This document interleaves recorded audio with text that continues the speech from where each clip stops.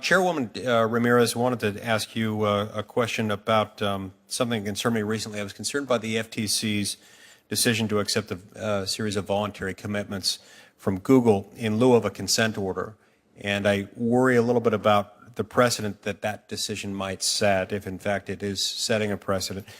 Accepting such voluntary commitments may represent a break from decades of commission practice.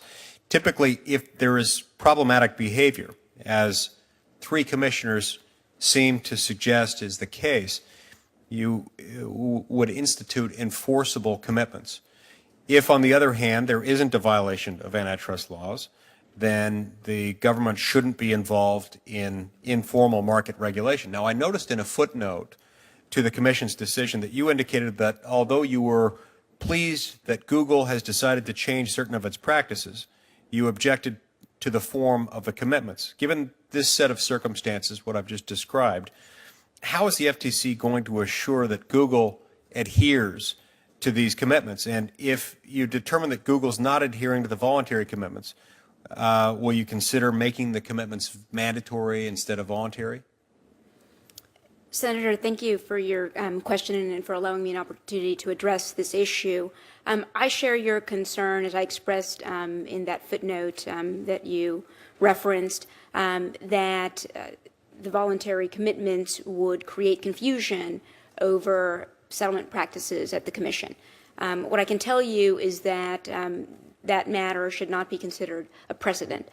When there is a majority of commissioners who find that there has been a violation, any remedy should be embodied in a formal consent order. That's what happened before the Google matter, and that's what's going to continue to happen following the Google matter. At the same time, Google did make these voluntary commitments to the agency, and I expect that they will fulfill them. And if they don't? The agency will take appropriate action if Google does not. Okay. More broadly, I worry that such voluntary commitments take the Commission away from enforcing antitrust standards according to the rule of law and instead towards informal and, in my mind, illegitimate regulatory approach. Will voluntary commitments become a more commonly used practice at the FTC under your leadership? And if not, how do you avoid the concern articulated by Commissioner Roche's dissent that the decision creates very bad precedent and may lead to the impression that well-heeled firms, such as Google, will receive special treatment by the Commission?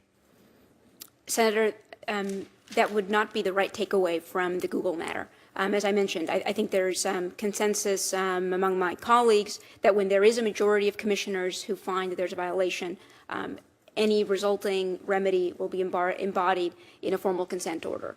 So in my view, what transpired in the Google matter does not change the practice of the Commission. Okay.